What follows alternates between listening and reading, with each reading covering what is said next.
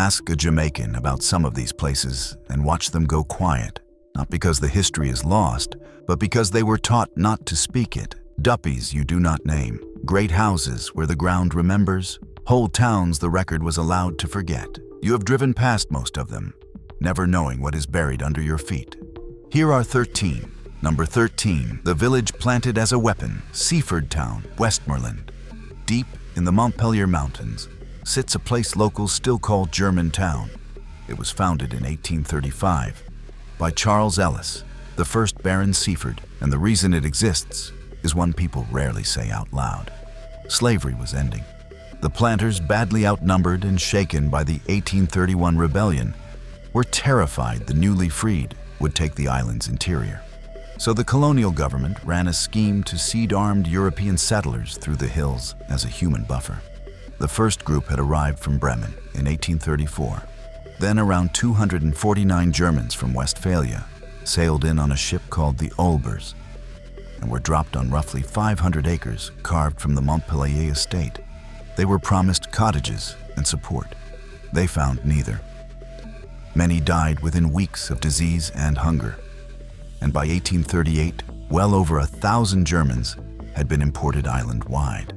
Their descendants are still there, with German surnames and pale eyes, a few German words still folded into the local speech. A whole community was planted to hold the line against other people's freedom. That silence is the first kind on this list. The next is written into a ruin most Jamaicans drive straight past. Number 12. The cathedral that made rum, Kenilworth, Hanover, a few miles from Lusail, stands some of the finest industrial ruins in the Caribbean, so grand that visitors say they look less like a factory than a ruined English abbey. This was once the Magady Estate, named for the river running through it, and it first appears in the crop accounts of 1757 under the owner John Blagrove, with an overseer named Lachlan Shaw. That year it turned out 132 hogsheads of sugar, 43 puncheons of rum, and 50 casks of molasses. By 1819, the output was collapsing. Somewhere before 1882, the name changed to Kenilworth, and the record gives no reason why. What remains is a cut stone boiling house and distillery, a 2-story limestone building with a curved stair to an arched doorway, a great cast iron water wheel that somehow still turns, and a small burial ground with a slab to Thomas Blagrove, dead in 1755 at just 22, leaving a widow and 1 child. All that beauty was built in the days when sugar was king, and cut by people whose names were never written down. Today, it is the quiet grounds of a training school. From a ruin hiding in plain sight, we move to a place a whole university was built on top of. Number 11, the camp under the campus, Gibraltar Camp, Mona. If you have walked the University of the West Indies at Mona, you have walked a wartime camp. In 1940, Britain built it on 252 acres of the old Mona Sugar Estate, first for around 1,500 civilian evacuees from Gibraltar, mostly women, children, and the elderly. Later came Jewish refugees stranded in Spain and Portugal, and in turn Germans and Italians branded enemy aliens. There were wooden barracks, a hospital, a police station, and a store. And there was even a chapel built partly from the stones of an old abandoned mansion. At least 3 people died inside the camp.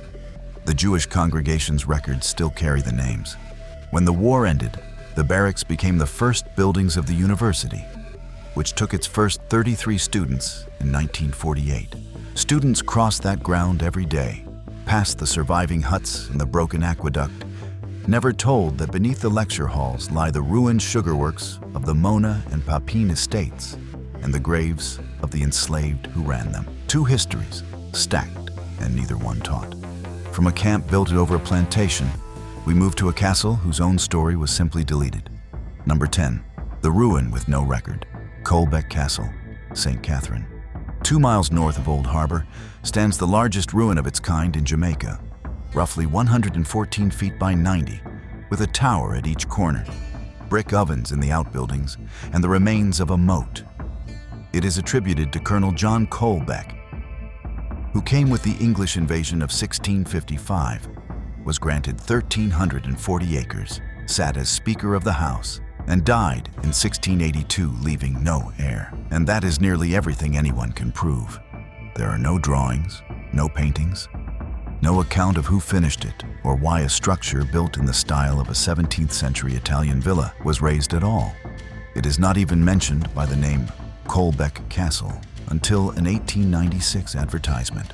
English writers who saw it in the 1890s could not understand how something so grand had gone completely unrecorded. It was declared a national monument in 1990, and it is still, in the words of one historian, an architectural whodunit, a puzzle asking who built it and when, a building you cannot miss, and a record that simply left it out. From a ruin with no story, we go to a fortress the earth itself pulled down. Number 9, the fortress the fever emptied. Stokes Hall, St. Thomas. In the far southeast, above the Plantain Garden River, stand the ruins of one of the oldest English structures on the island. The land was seized in 1656 by Luke Stokes, a former governor of Nevis, who drove out the last Spanish here and renamed the place after himself. He brought around 1,600 settlers to farm the fertile delta, and within a couple of years, the delta killed most of them. Malaria and yellow fever took Stokes himself, his wife, and 2/3 of his people. The survivors climbed to higher ground, and there the enslaved Africans he had shipped from Nevis built the Great House, which the old records name plainly as the Stokes Hall Slave House. Like the others, it was a fortress, its walls cut through with gun holes, the road up lined with the huts of the enslaved. An earthquake finally brought the house down in 1907, and the ruins have stood open ever since, among the oldest foundations in the country, on ground that swallowed the men who claimed it almost as fast as they arrived. From a house the fever emptied, we go to a waterfall named for a man who tried to burn the whole system down. Number 8, the falls that hide a mass grave. Tacky Falls, St. Mary. Deep in the bush at Islington hides one of the island's most inaccessible waterfalls, and it carries the name of Tacky, a Fonte royal from Ghana who was enslaved and made an overseer on the frontier estate near Port Maria.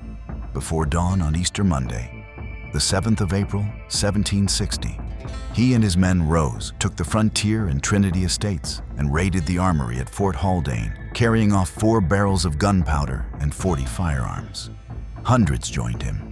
Obeah men moved through the camp, handing out a powder they swore would turn British bullets aside, and for a moment it looked like the first black nation in the Caribbean.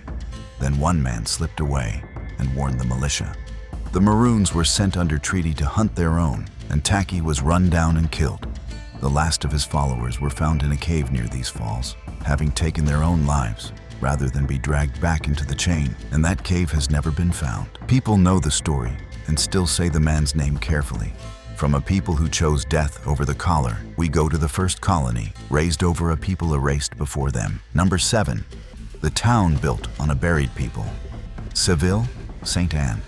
Near St. Anne's Bay lies Sevilla la Nueva, New Seville, founded in 1509 by Juan de Esquivel with 80 settlers, after Jamaica was handed to the Columbus family in 1508. It was the first European town in Jamaica and the island's first capital, and it was set down directly on a Taino village called Maima that had stood since around the year 650. When the Spanish found no gold, they turned the island into a supply farm. They built the first sugar mill in all of the Americas here in 1517 and landed the first enslaved Africans as early as 1513. Then, in 1534, they abandoned the capital for Spanish Town, and the last stubborn residents who stayed behind were killed when French corsairs attacked in 1554. Dig at Seville and you dig through layers. The Spanish over the Taino they erased, the English over the Spanish, with the ruins of a governor's castle, a Spanish church, and a water wheel still on the ground.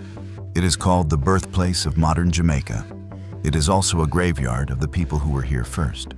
From a town built over the dead, we move to a cliff where 2 people chose the drop. Number 6, the cliff 2 lovers chose. Lover's Leap, St. Elizabeth. At Yardley Chase near Southfield, the Santa Cruz Mountains end in a straight 1,700-foot drop to Cutlass Bay, so high that the country later put the highest lighthouse in the Western Hemisphere on the edge of it. The pretty overlook sells romance now, But the story underneath is a killing. In the 1700s, two enslaved people, remembered as Mizzy and Tunky, loved each other on an estate whose owner, Richard Chardley, wanted Mizzy for himself. He arranged to have Tunky sold away. The pair ran rather than be parted, were chased to the edge of this cliff, and went over it together. The estate was a coffee and cotton plantation of some 1,500 acres, worked by around 80 enslaved people. And even the name of the place, Yardley, is a worn-down version of Chardley, the man they were fleeing. The site was made a protected National Heritage Site in 2002, and wooden carvings of the two now stand where they jumped. A love story, people say. It was two people choosing death over a master. From a place people romanticize, we go to a place they will not name at all. Number 5. The church the dead emptied. Duppies Church, Manchester. Just outside Mile Gully stands the abandoned St. George's Anglican Church, though nobody local calls it that.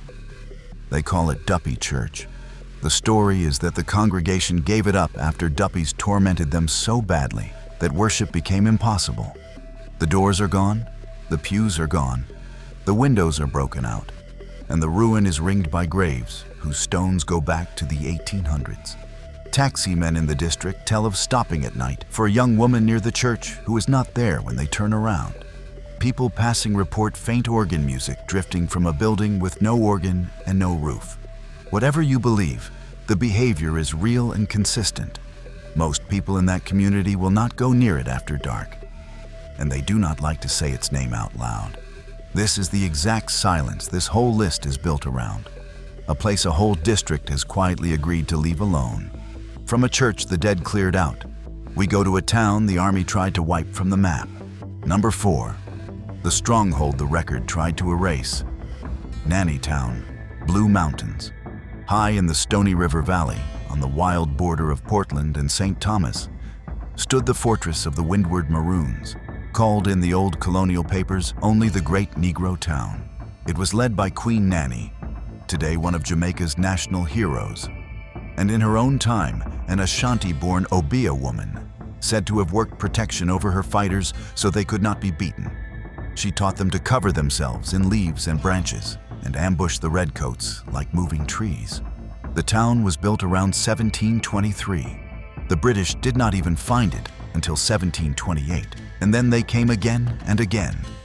In 1730, 1731, 1732, and at last, in 1734, they destroyed it and claimed to have killed everyone in it. The survivors slipped away and refounded it Moortown in 1740. For generations, the original site was simply lost in the bush, and to the Maroons, the ground is sacred, not a place you walk onto lightly. A whole free town, attacked until it vanished, then left off the map. From a town the record tried to erase, we go to a man the record could not. Number 3. The Killer's Tower, Edinburgh Castle, St. Anne. In the remote Pedro district stand the ruins of a 2-story stone house with 2 round, loopholed towers set at opposite corners. It was built around 1770 by Lewis Hutchinson, born in Scotland in 1733, and remembered as Jamaica's earliest recorded serial killer. He ran cattle on the estate and was accused of stealing his neighbor's strays, but that was the smallest of it. For miles, this was the only house on the road from St. Anne's Bay. So travelers stopped to rest, and he shot them from the towers or invited them inside and killed them there. The bodies went into a sinkhole now called Hutchinson's Hole, 98 meters, more than 300 feet, straight down. The enslaved who told the truth were dismissed as liars, and the neighbors were too frightened to go near the place until he shot a soldier sent to arrest him. When he was finally taken and hanged in Spanish Town in 1773, searchers found 43 watches that were not his. The historian Olive Sr. records that he went to the gallows without remorse, left 100 pounds in gold to build his own monument, and wrote his own defiant epitaph. From one man's tower of quiet murder, we go to a whole city the sea took in a morning. Number 2. The city the sea swallowed, Port Royal, Kingston Harbor. On the floor of the harbor lies what was once called the wickedest city in the world and the Sodom of the universe. the richest pirate port in the Americas. Built out over loose sand with brick houses 3 and 4 stories tall. At 43 minutes past 11 on the morning of the 7th of June, 1692, an earthquake of around magnitude 7.5 struck. The sand turned to liquid. The streets rolled like waves and swallowed people whole, squeezing some to death with their heads left above the ground. And a tsunami finished what the shaking began. 33 acres slid beneath the water in minutes, and 4 of the town's 5 forts were destroyed or submerged. About 2,000 died at once, and some 3,000 more in the days that followed from injury and disease. The graveyard split open, and the dead floated through the streets. Much of the town still lies under 20 to 40 feet of water, untouched for nearly 3 centuries and only partly surveyed even now. And the grave of Henry Morgan himself went into the sea with it. Many at the time called it the judgment of God. From a city people said God had judged, we come at last to the house a curse was said to follow. Number 1, the house no one could keep. Rose Hall, St. James. Above Montego Bay stands the great house built in 1770 for John Palmer, then Custos of St. James. It was a calendar house, 365 windows, 52 doors, 12 bedrooms, over a plantation that once held around 2,000 enslaved people, and it is still called one of the most haunted houses in the Western Hemisphere. The legend is Annie Palmer, the White Witch, said to have murdered 3 husbands and enslaved lovers, to have set bear traps for runaways and thrown the injured into a dungeon below. The documented history is colder and thinner. Much of the tale comes from a 1929 novel by Herbert de Lisser, and the real mistress died in obscurity, not in blood. Johnny Cash, who owned a great house nearby, later put the legend into a song, but 2 things are not in doubt. The enslaved feared that house so deeply that after the mistress died, they burned her belongings, and no owner could hold it afterward. It stood abandoned for more than 125 years before it was finally restored in the 1960s. Whatever the truth of Annie, the fear was real, and the cruelty that fear grew out of was real. That is why, of all 13, this is the one the island could never quite bury. 13 places, one island that keeps its dead close. Subscribe, and we keep uncovering what people will not say.